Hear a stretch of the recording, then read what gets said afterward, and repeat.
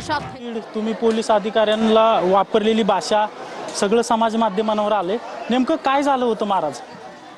खरं तर मला असं वाटतं की पहिले सर्वांनी कन्फर्म करून घ्यावं, कारण की काही न्यूज सांगतात आहे की माझी जी काही चिडचिड झालेली आहे ती वारकऱ्यांवर झाली, मग ज्यांना वारकरी झाले ते म्हणतात पोलिसांवर झाली, आणि कालपासून तर मी नवीन ऐकतोय की तुमची राजकीय लोकांवरही चिडचिड झाली.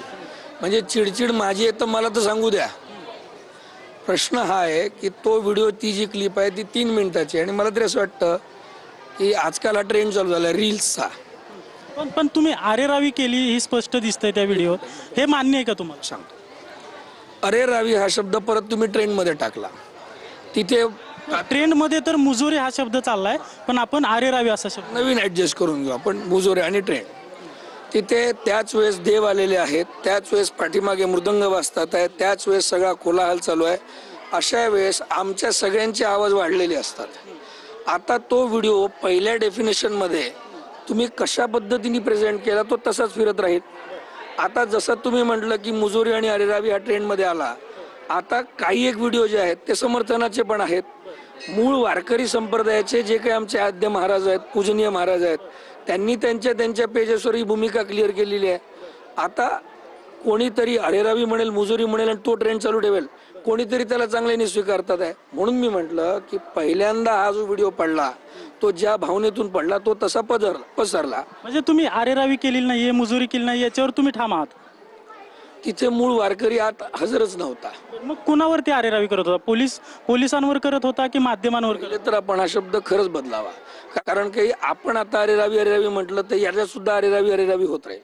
आपण असं करू संवाद म्हटलं तर चालेल का? आता मी तुमच्याशी अरेरावी करतोय का? महाराज, तुम्ही आळंदी देवस्थानचे ट्रस्टी आहात, जर तुम्ही त्याला संवाद म्हणालात तर इतका आक्रमक संवाद, अगदी पोलीस अधिकाऱ्यांचं डोकं फिरलंय का असं तुम्ही इशारा करताय? पोलीस अधिकाऱ्यांचं डोकं फिरलं असं बिलकुल नाही. त्याच्यात आपण अहो डोक्याला जर समजा असं खाजवलं असेल तर तुम्ही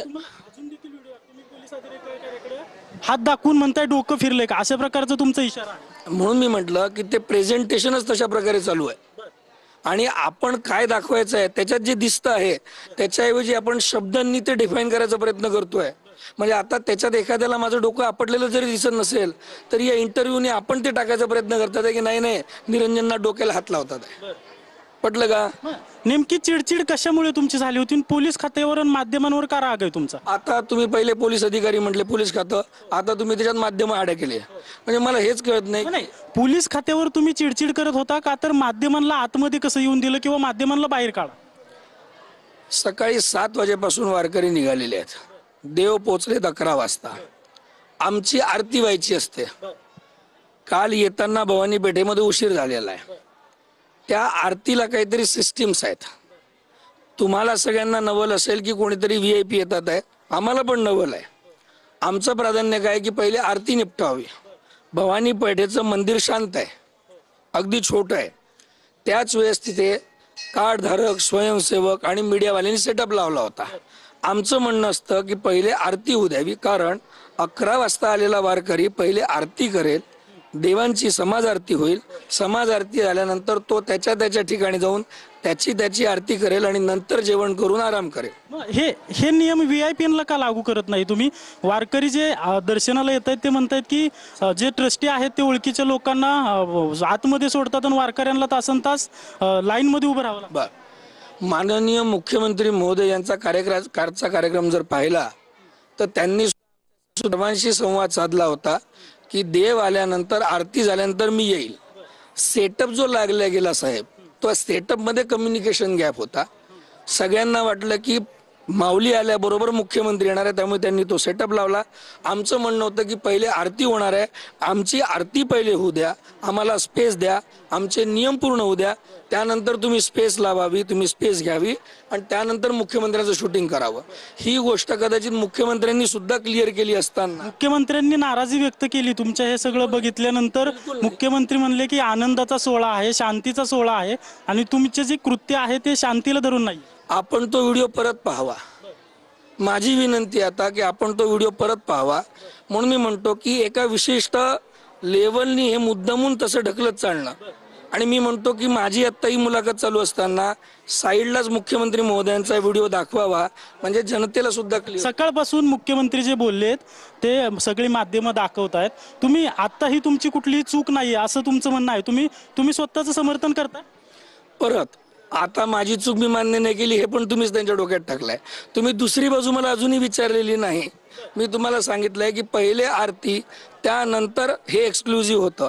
मला एक सांगा, समाज आरती महत्वाची होती, ती निपटायची होती.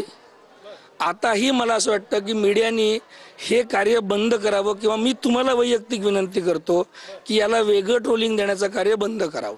आता सुद्धा तुम्ही मला भेटायला आले तेव्हा मी तुम्हाला काय म्हटलं की आपण बोलूया, पण आता सुद्धा तुम्ही जे हे करताय ना, माझी विनंती आहे की याला विनाकारण वादाचं रूपच देऊ नये. वादाचं रूप जर तुम्ही ती कृत्य केलंच नसतं, तुम्ही आरेरावी मुजोरी केली नसती तर वादाचं रूप आलंच नसतं.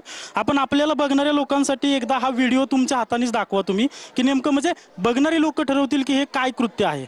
हे पहा.